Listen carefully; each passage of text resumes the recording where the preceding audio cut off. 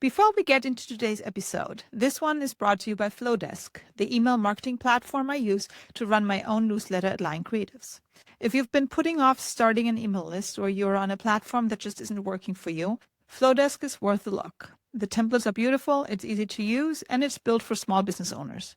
Get 25% off your first year at flowdesk.com/c/Line Creatives, but I'll make sure to drop the link in the show notes. I needed to build a business around my life versus the other way around. Or be very clear around what is it that you need? Because a lot of times I think as entrepreneurs, we go into businesses, we do these things, we say yes, but we don't give recognition or take the time to say, what is it that I need in this process? What do I need the business to give me as well? Right? Welcome to This Might Get Creative, a Behind the Brand podcast by Line Creatives. I'm Svenja Line, and in each episode, I sit down with local business owners and entrepreneurs to share their stories, how they got started, what keeps them going, and what makes their business stand out. My goal? To help more amazing businesses be seen, supported, and celebrated. So grab your coffee, because this might just get creative. Welcome back to This Might Get Creative, a Behind the Brand podcast for business owners and entrepreneurs who want to pull back the curtain on branding, strategy, and what it really takes to build something that lasts. Today's guest built her business around a requirement most founders never think about. It has to keep running on the days she can't show up at all. Why? That's her story to tell. And it starts 12 years ago in corporate America. Gwendolyn Young is the founder of Your Virtual Admin Expert, the operations partner CEOs trust to run what happens behind the scenes. If you've ever thought you can't start your own thing because of the hand life dealt you, this one is for you. Welcome to the show, Gwendolyn. Thank you so much. I'm so excited to be here with you. Yes, I'm very excited to have you on the show because I'm exactly at that point where I should probably hire help. And but just can't really bring myself to do it. So that's why I'm very excited about this conversation. But before we get into all of this, the intro left a little question open. So what happened? What happened back then? And tell us your story.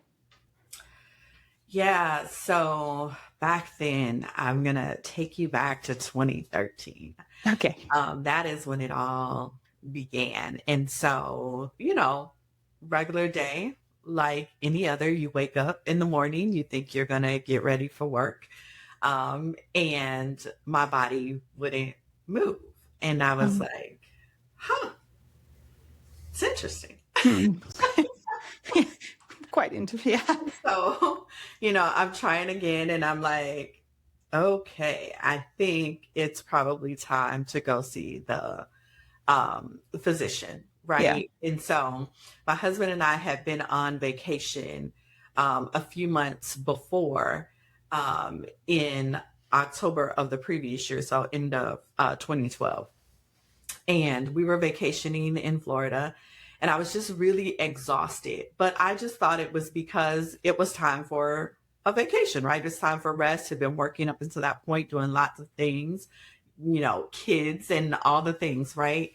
And so I just thought it was exhaustion. And so then I started to kind of put the pieces together. So I'm tapping my husband. We're laying in the bed. It's the day before Valentine's Day. Yeah. In February of 2013. And I'm like, I think I have to go to the doctor now. Yeah. I can't move. And so we call the doctor and she's like, okay, she makes space for us to get in. He gets me to the doctor. She runs a battery of tests. I'm still kind of like just exhausted. And I get a call about 24 hours later and she's like, I need you to go see the specialist, the rheumatologist. And I'm like, what is that? I don't even know what a rheumatologist is. What does a rheumatologist do? But I'm like, why? Just tell me what's wrong and let's fix it, right? Because I have things to do. And I need to get back to work.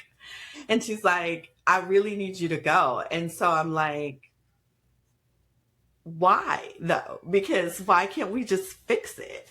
And she's like, I think you might have lupus. And I was like, oh, okay. Did you And even know what lupus was? Because I would no, not have an idea. no idea what lupus was. But it was just kind of the urgency in her voice that was like, she continues to press me to see this specialist. And so I'm like, this must be something different. Mm-hmm. And so made the appointment with the specialist. And then in the meantime, just kind of researching like, what is lupus? I've heard of it, but I didn't really understand what it was. And so I started to educate myself.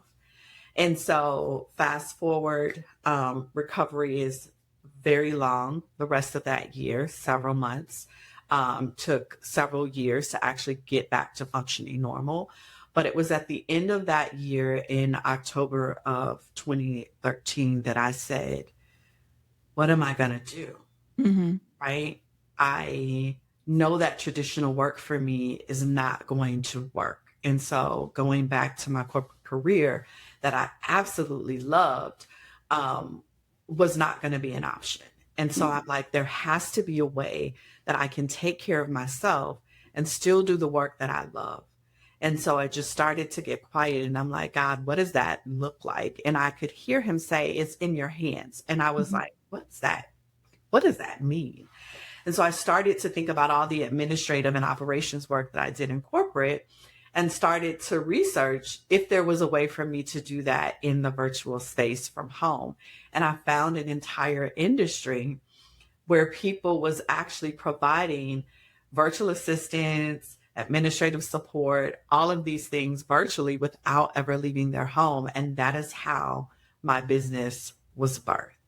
So going back to that time, I mean, when I look back at that time, like the virtual assistant space, I don't think was that popular yet. You say that there was already a foundation there, but that must have been also very challenging just to, find a way into this space with just having corporate experience from in person to all of a sudden being virtual. Yeah. So I don't know that it was very popular because I didn't know about it, right? But when I found this industry, I was like, there were some people who had been doing it for 5 years, 10 years already at that point. And I'm like, I could have been working from home this entire time and nobody decided to tell me that this was an option or a thing. And so it was, I think, a little intimidating. One, because I had never started a business before, right?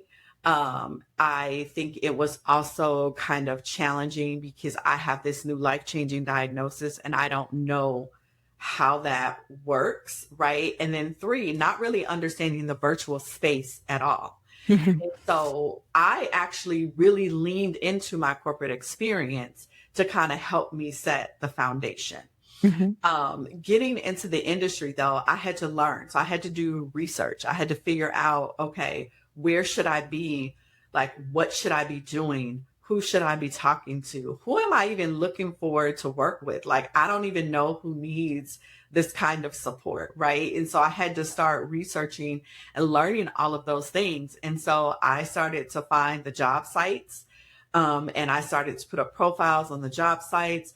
And I was like, well, I see some people have websites, so I'm going to make me a makeshift website.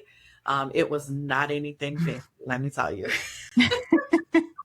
Had no idea what I was doing, but I was just out here taking action, right? One step after the next. Like, I think this is what I should be doing. This is what I see other people doing. So I'm going to do this. And so that's literally how I started. My mother, of course, became my first client. I tell her to count her in the statistics because, that's what mothers do. Yeah. For their children when they have these grandiose brand ideas that they have no idea are going to work or not. Yeah. But it took about 6 months before I actually got my first client. And so I just was like constantly looking, building, putting up more profiles, learning about what I should have in my business so that I was ready for when a client came. And 6 months later, I got my first client. She was a psychologist in Florida. And she hired me to help her with her practice. She was transitioning to becoming a coach. And she hired me to do her practice. And I was like, well, we're about to test this theory to see if it works. Yeah. And it was amazing. Like we had scheduled times that we would connect. I got all my platforms and systems and software up and running, and it just worked out beautifully. And a few months in, she's like, "Do you travel?" I'm like, "I don't know. Do I travel?" I'm like, "Do you pay to travel?"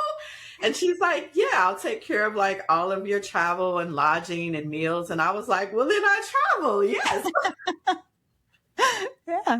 But this is still very new, right? So then I told my husband, I'm like, "You're going to have to take the weekend off of work because I could get to Florida and like get kidnapped. I don't know." Yeah. I'm like, "I've never met this woman outside of the virtual space. I have no idea if this is like a real thing, but I'm taking a leap here."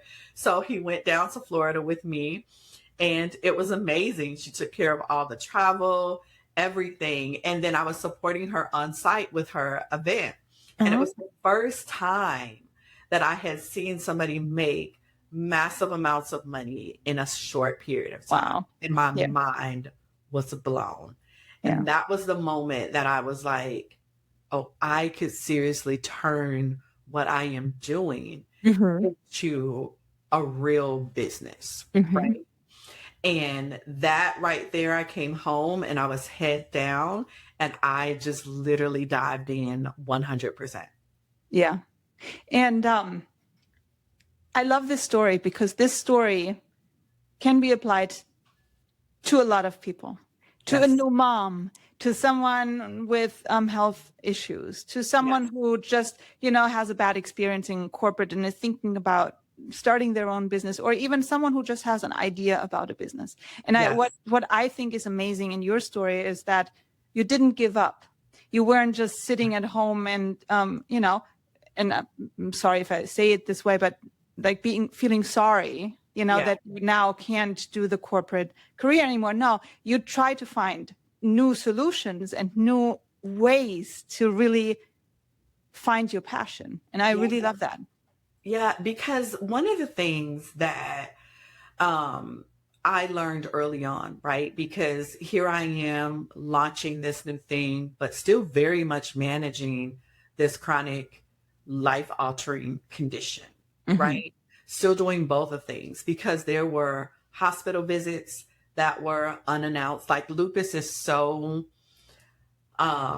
unpredictable. Mm-hmm. Like you just don't know when it's going to be not such a great day, right? Mm-hmm. And so still balancing all of these things. And so what I started to recognize early on, even with that very first client, was that my business had to find a way to run without me being at full capacity every single day. Mm-hmm. Otherwise, it wasn't going to survive. I was not going to survive. And so I had to think about, how do I do business differently? Like, how do I build my business differently? It wasn't going to look like probably everybody else's business, Mm-hmm. right? And that was something I had to keep at the forefront. Mm-hmm.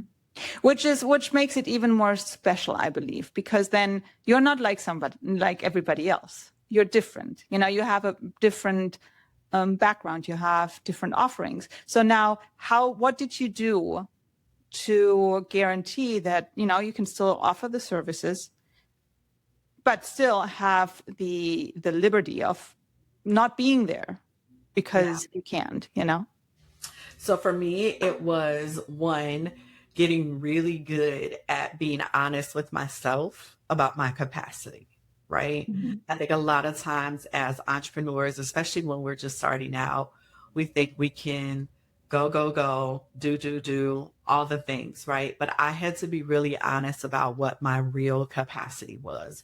And I knew that there were going to be days that I just was not going to be able to show up. And so one, I had to learn how to communicate, Mm-hmm. right, with my clients in a way that was authentic, not necessarily giving them all of the gory details about what was happening with me, right, in my life, Mm-hmm.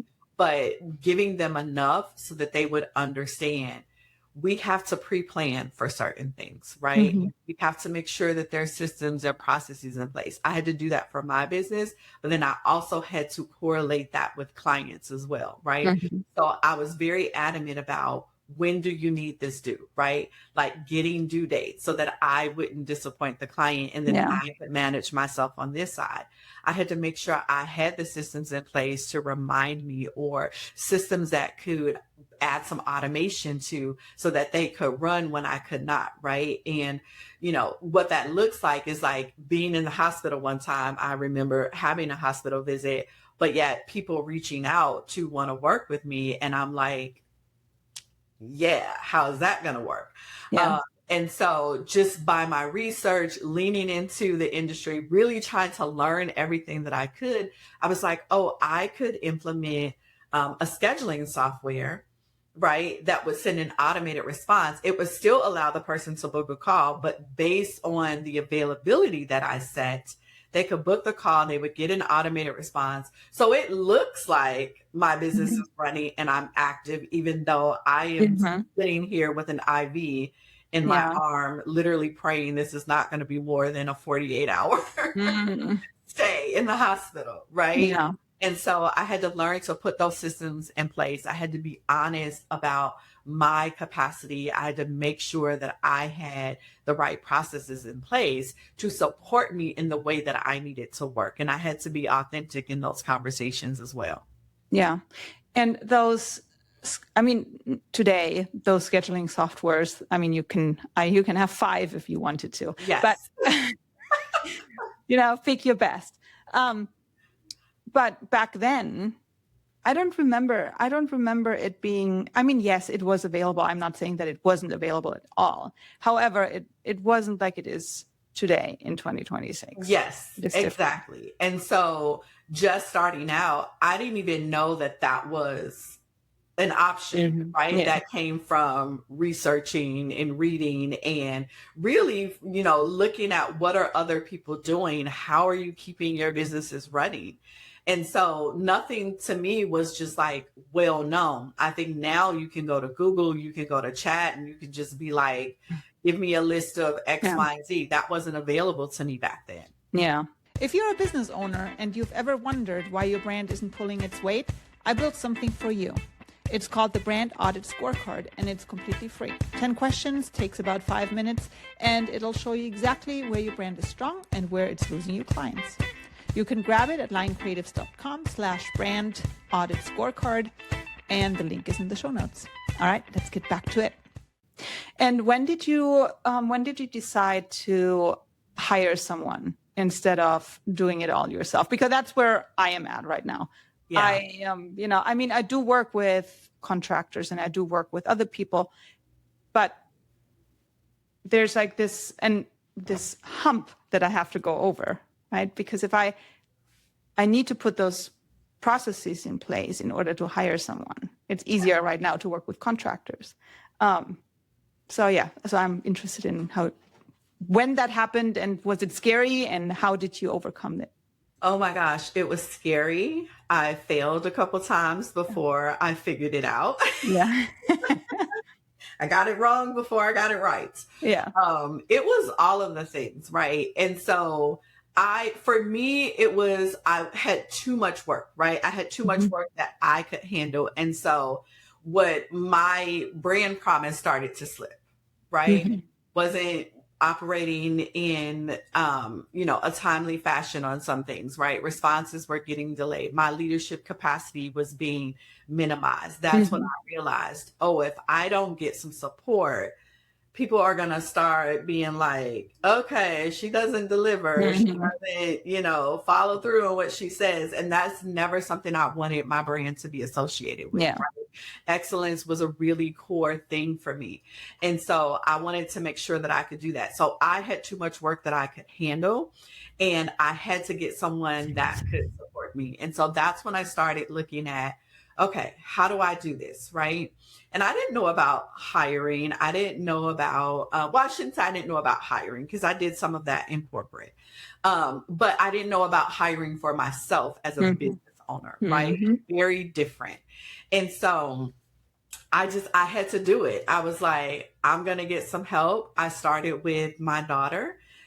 She was looking for some, work, and I needed some help. And I said, well, we're going to start with you helping me with like paperwork. I'm going to teach you how to do emails and those kinds of things. Mm-hmm. And so we started very small, very few hours, right? Just so that we both were kind of learning. She was new to the virtual space. I was new to actually managing another human.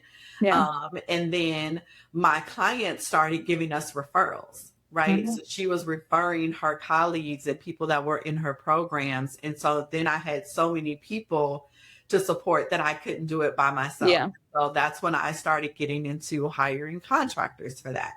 Where I failed was not understanding that I needed to have processes and systems in place to manage those contractors Mm-hmm. on the team, right?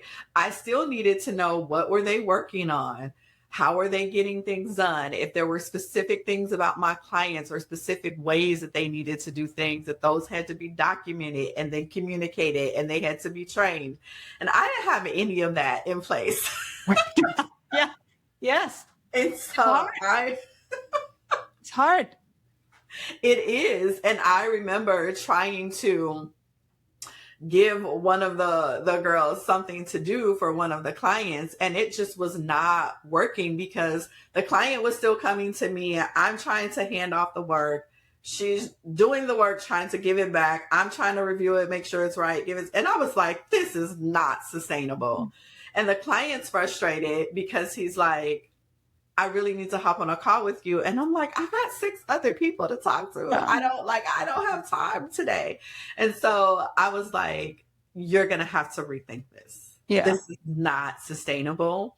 It's not in excellence, right? You have to figure this thing out. And so I, at that point, said, okay, what does it really look like to build a team, right? And have people in place to help me deliver the work? What does that look like? What do I need to have in place? I still didn't fully understand it. So that's when I hired a coach who had done an agency model before. Mm-hmm. And I joined her program and I started to learn from her. Mm-hmm. And that is when we made the shift in 2019 to becoming an agency model. Mm-hmm. And then I understood that you need to have all these things in place. And then I became a whiz at it because admin and operations is my thing. So I'm like, tell me what I need to do, and then I can knock it out the park, right? Yeah. Once I understand the formula, I'm good to go. And so that is when I leaned all in and built it out. And I think one of the things that we do as entrepreneurs is we wait too long before we get support, right? We wait until we're overwhelmed. We wait until we have too much business. We wait until everything is happening and growing. But then now we don't have the time to document and put it in place so that we can get support. So we do one of two things. We hold it, right? Or we hire, but then we're not clear about what we're hiring for. And then you're still frustrated. And then that person is frustrated because they're trying to help you and support you, but you haven't clearly identified what you need help and support with. And so now you're just in this loop. And so that is where I get excited because those are the things that we help our clients to do differently. Yeah, especially with the processes, and yes. Because you're so into you know what you're doing, you know what you expect, you know what you want to deliver to the client. Yes, but to put those words onto a document is the hardest thing, and not just for me, but for anyone I believe that wants to start their own business. Yeah. Because you can't, like, there's a lot of things that you need to think about. And sometimes when you're working, you just think about those things and then you just do it, you just implement it. But it's not documented. It's not, nobody could replicate what you're doing. Yes. And I feel that in my case, I feel that a lot with social media because I need, like, this is a big part that I have to hand over to someone, like the social media manager, right? And but I'm so specific because branding, that's my thing, the design, it's my thing. So my brand needs to be on brand. So if I hire someone else to do that, it will be different. Even if I give all the instructions, even if I give everything that there is, it will be different because that person has a different mindset about, how it should look like. And that's very specific. And that's why I'm having a hard time to just give it away, because also on the other hand, I haven't documented it either. I have a branding guide and I have all these things, but I have not documented the other little element. Yes, and the way. Yeah. And you're absolutely right. Is it ever going to be 100% the way that you would do it? Yeah, no. That because it's what makes us unique, right? Yeah. What makes us the expert at what we do. So it's never going to be 100%. So you have to say what percentage gets us there that I feel comfortable, that still looks and feels on brand, that still will be great for the client, right? That may be 80%, right? That may be 90%. It's not going to be 100%. We have to learn to be okay with the 80 to 90%, right? Yeah. It's never going to be exactly the way that we want it, but is it getting us to the outcome that we want, right? And when I talk about systems, right, because this is something that you do have to put in place, it's not just about the software or the SOPs, right? It's about documenting what the ownership looks like for that person in that role, right? It's about looking at what are the visible priorities? Do they understand your mission? Do they understand why you do things in the way that you do them? How are you connecting it to the larger picture of the organization and the work that you do for your clients, right? All of this is part of preparing to bring someone on.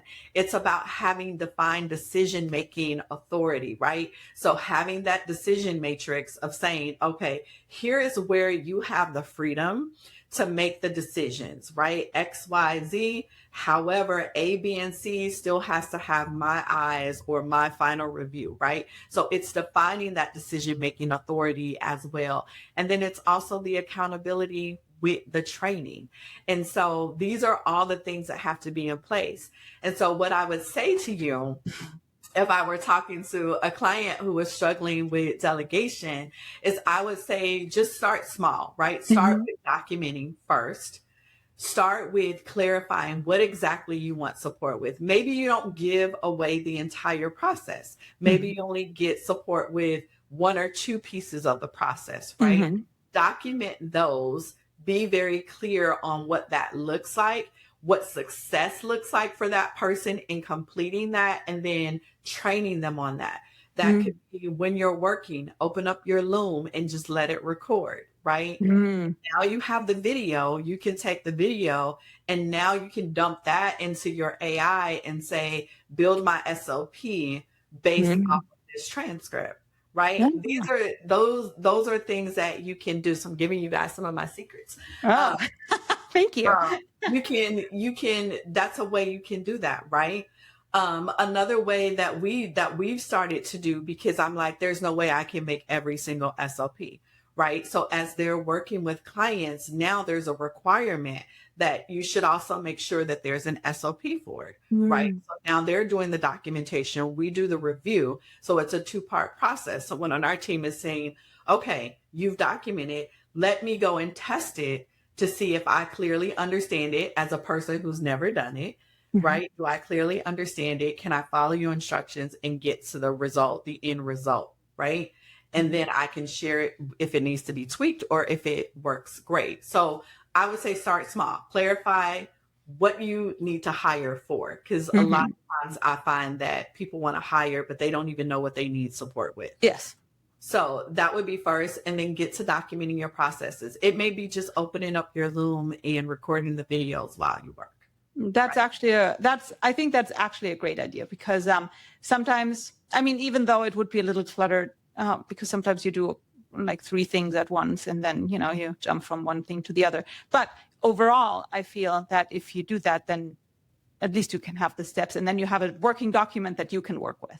Absolutely. And, if you have a tendency to kind of bounce around, schedule blocks of time to say, okay, because I know I'm going to be recording this, I'm going to focus on maybe the content creation piece of it this time, right? And then maybe in the next block, I'm going to focus on the graphic design element of it, right? You can break it out in that way.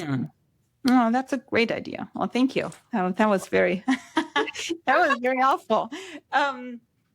So what are some of the, well, actually, let me go back to something that you said during our pre-call. You said, especially that start small.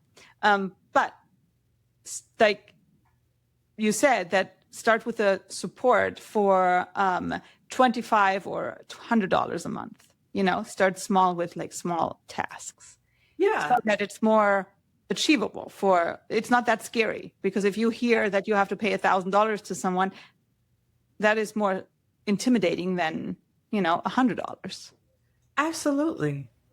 Absolutely, it's intimidating. But I want you to think about not just the price involved. Yeah. Think about the relief that you're going to have, right? Think about the return on that, because it may cost you $1,000, but what does that $1,000 allow you to create or do or build in your business? Mm-hmm.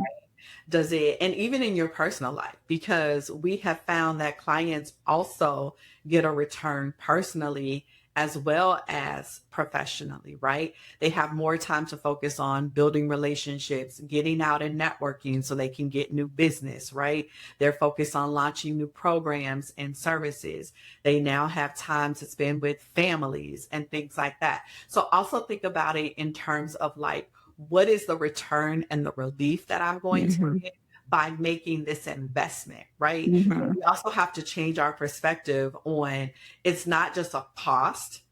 It really is an investment. It's an investment in me expanding my leadership capacity. It's an investment in me getting some of my time back. It's an investment of me being able to grow my business. And so I think when we have that mindset shift, which is something that I had to learn as well, because it was like, I got $300 to get some support. How am I going to do this? And that's okay too, right? If that is where you are, still think about how you can get support within that defined area, but it's going to go back to being very clear around what you need the support with, so you actually get what you need. Yeah. No, that absolutely makes sense. And I already noticed that, like, since working with contractors, it is a big relief on a lot of fronts, even though, and what it did was it took away the feeling of, I don't know how describe this, but even though I could complete the task, Yes, giving it to someone freed me up to do something else instead. yes, absolutely. And I could trust the person to just, complete the task. And it was scary for the first time, but then now I totally now I'm handing everything, not everything, of course, but I still oversee it, I manage. And even though I never thought that I would like that side of the business, because I love designing. I love the process of designing things. Yeah. But I also like building up the business. And at one point, you can't do both. Yes. You have to find someone to help. Otherwise, you're not growing. Yeah. And you're not fully stepping into the role of CEO, right? Yes. That was something that was really big for me, was like fully stepping into that role. You're going to have to get support and trust someone to help you in your business. There's just no getting around that, right? Yeah. But and I want to ask you about that too, because I think I find it interesting that before you were working, in corporate, you were working for the CEO. Yes. And now it's the reversed role. How is that? How does it feel? It was uncomfortable. Yeah. And for a very long time, I didn't refer to myself as a CEO because it just felt uncomfortable. I still was thinking of myself in the administrative capacity, right? Like being an assistant. But the more that I started to do the work, I was like, oh, I am so much more than an assistant, because an assistant is not helping you think through strategy for your business. An assistant is not implementing like all these processes and systems and all the things, right? But it was a muscle I had to get comfortable with it. Because when I think of CEO, I think about the major corporations, and I'm like, I'm not doing any of that. Like, I can't call myself that. But in reality, that is exactly where I needed to be. I needed to be thinking in terms of growing the business, building relationships, the development of it. And that's really what a CEO does, right? So once I really understood kind of the context behind it versus being afraid of like this big title, it became easier because it's like, yeah, that's exactly what I do. I lead the strategy and the vision for my team. And I absolutely love it. And I help my clients do that as well. Right. But it was an adjustment. But I think it is an advantage. And I love being able to be the person who is sat in dual seats. Yeah. Right. It gives me a unique perspective on what the executive needs, but also what that relationship with your executive assistant should look like. Yeah. And so I can speak to both. And it helps me when I'm working with clients and when I'm working with my team, because I can give my team very specific experienced earned training that I have had, right? So they're learning from my real world 30 years of experience, and my clients are benefiting from that. And then I'm also able to help my team understand what the clients actually need as an executive. So I think it's a beautiful piece that helps to even differentiate us in the market. Yeah, no, absolutely agree. Now I'm rethinking, maybe I should call myself that too, because, I haven't even thought about that. Anyways, talking about strategy, I think that's a good transition to your branding, your brand, because you have a beautiful brand. I looked at your Instagram. Thank you. Oh, that's huge nice. Coming from you. So thank you. No, it I always get nervous when the brand and marketing people start looking at things. I'm like, oh my God. But I'm always excited because I'm like, tell me what to fix. Yeah. No, everything looks, it looks all cohesive. It looks, like when I look at a post, I would know that it was from you, even if you wouldn't put your logo on it. So, I love it. So I do like it. And, but I assume, because that's the story of every new business owner, it hasn't always been like that. Oh God, no. Yes. So, I mean, you talked a little bit about the website, you needed a website. And so, because strategy is not only, or the whole vision of your business and documenting it is not only important if you want to hire someone, but you also have to have it in place for your own business so that you have a clear vision of where to go. Yeah. So, yes. So how did your brand develop? Oh my gosh. So I don't even know that. Well, I guess I did have a brand when I first started out. I just didn't realize that I had one. Like, that's what it was, because, honey, it was just like, oh, I like these colors. Like, I'm going to use these. I like my graphics, right? Because they look good to me. But I had no idea of like, your brand actually should be communicating a message or a meaning, a feeling that people get, right? I was just out here like, oh, I like red and purple. You would have such a field day with what I had going on. I think I had like flowers and all kind of stuff. Yeah. It was insane. And so, but again, I was just like, I got to take action, right? It was action, that kind of progress over perfection. I was like, I'm just out here. So my brand started to develop the more that I started working with clients, right? And I would see clients with these beautiful websites and I would be like, that looks amazing. I should probably have a better website than I have right now. And so I am a person who really pays attention to the details. And so I'm looking at how my clients are presenting their documents. I'm looking at the websites that they have. And then I started to have clients who were doing like whole brand photo shoots. And I was like, people take pictures for their business? Yeah. Like, it was just a whole new world for me. And so I just started to study and look at that. And I was like, you have got to get this together. And so I started listening to marketing experts. I hired a marketing coach. And that's when my brand really started to come together. And so she started walking me through all the pieces and really looking at what we had. And that's when I started to change things and say, okay, what are we really about? What do we really want to convey to the Mm-hmm. marketplace? How do we want people to receive us and perceive us when we put something out into the world? That's when the brand started to develop. And I also started to ask people, like, what do you experience when you work with me? Like, Yeah. what does that look like? What does that feel like? And that's when I started to get the data. And I was like, yes, that's exactly what I want you to feel and think. And so then I was like, now I need to make sure that the actual brand matches that. And that's Mm-hmm. when we went into, okay, we need to hire a real website developer. We need to hire someone to give us some graphics that look very decent, right? I stopped thinking in terms of, oh, I can do it, right? Because a lot of times, yes, can you do it? You can do it. Can you do it well? Well, that begs to differ. I could not do design and brand well. And so I knew that was something I was going to have to invest in.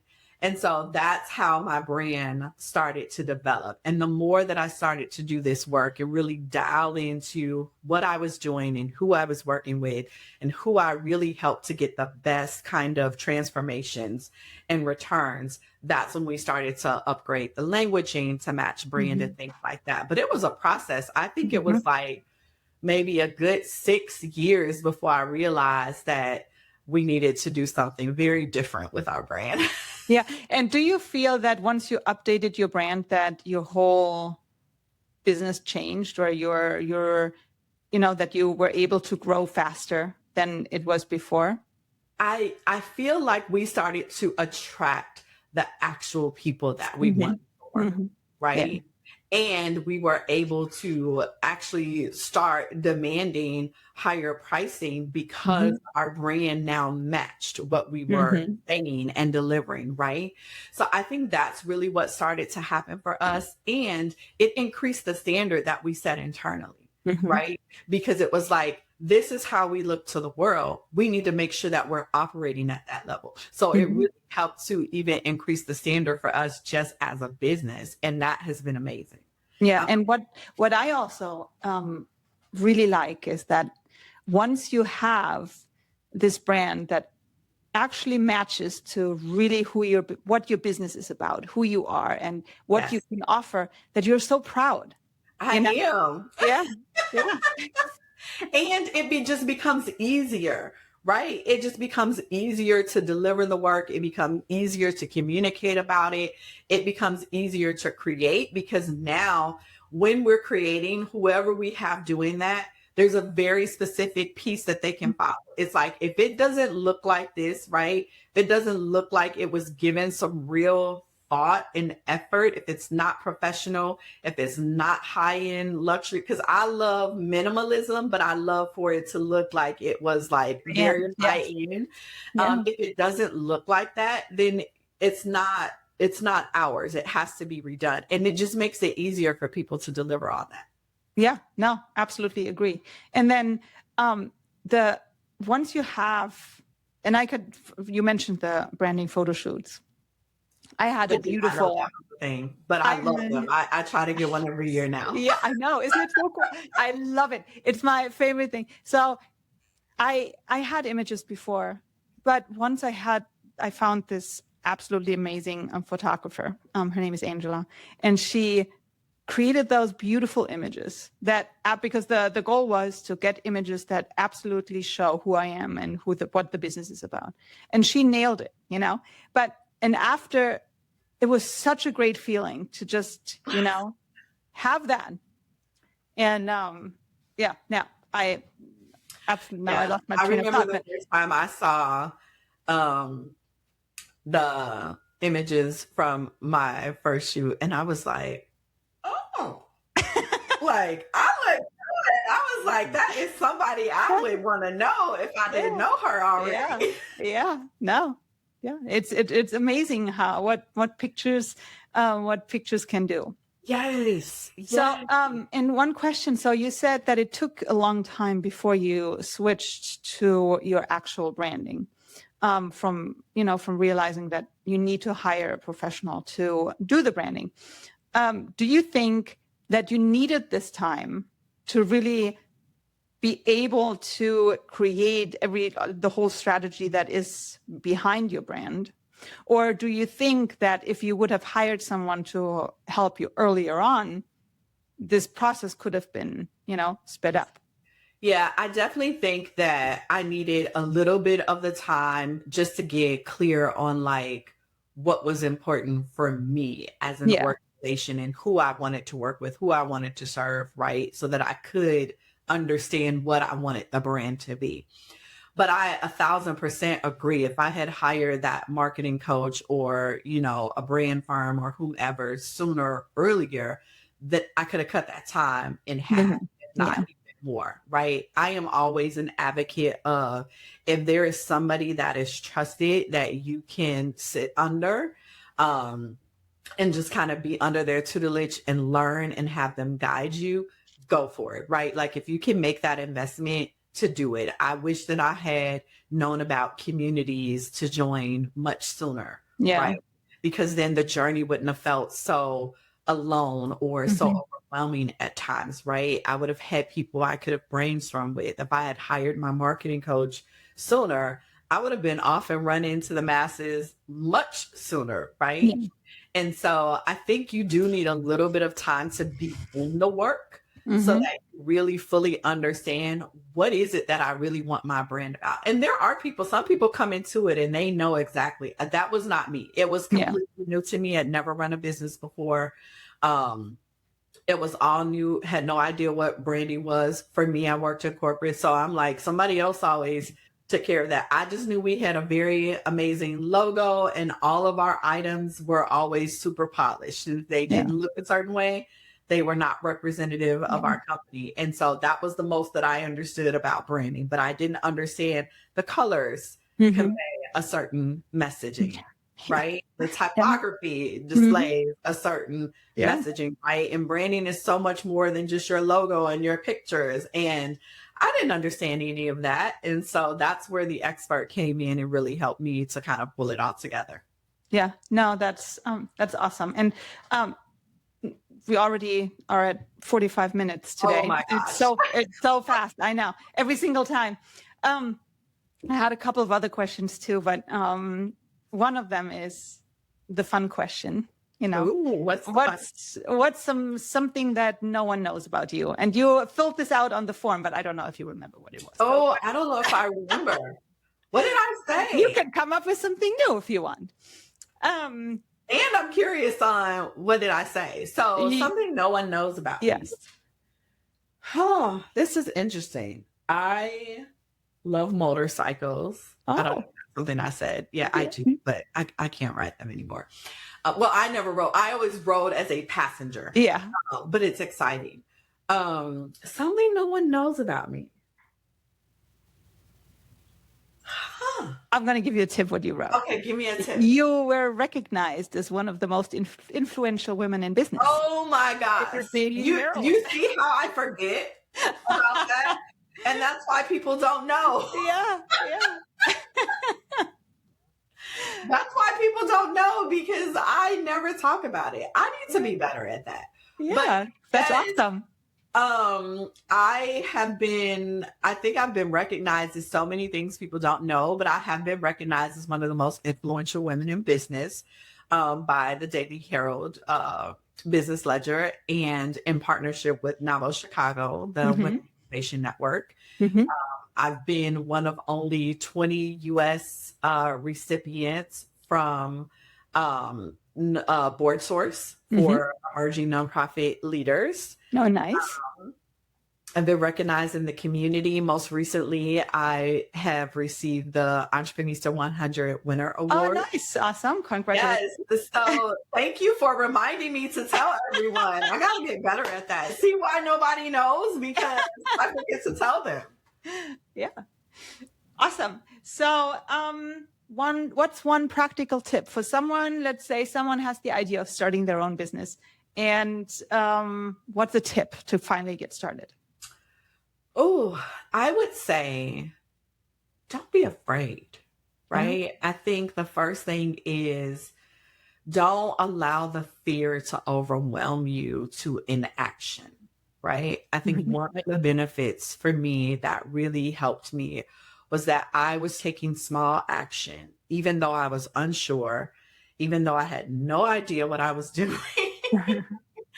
I was still taking small steps of action, whether that was researching and learning about what I was trying to do, finding a connection in the industry, right? Or building that ridiculous, horrible website.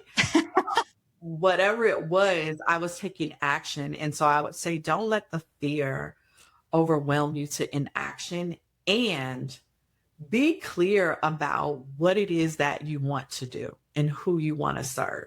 I think half the battle starts there. Yeah.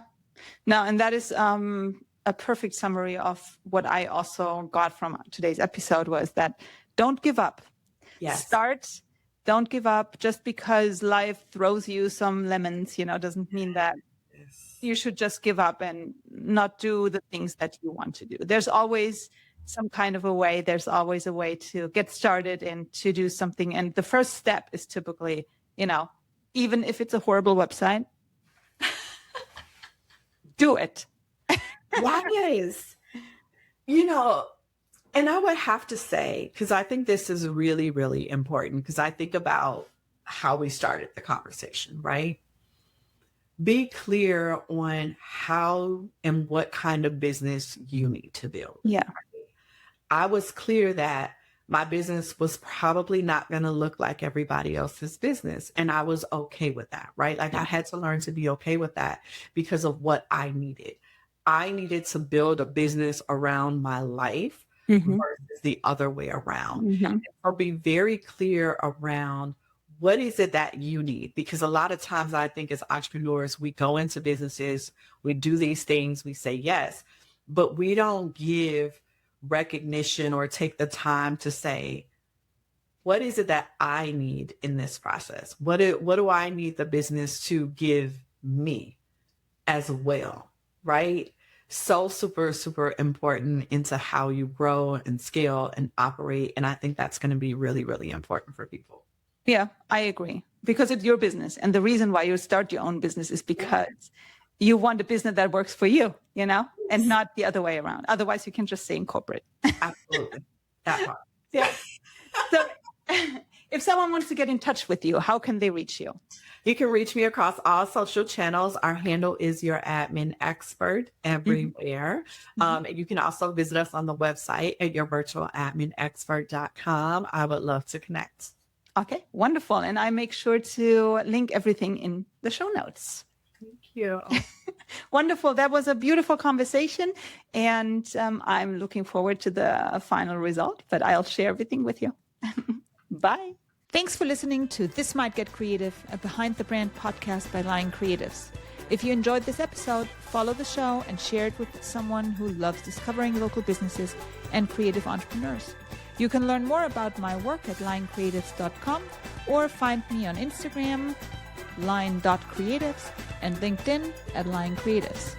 Until next time, keep showing up, keep creating, and keep getting seen.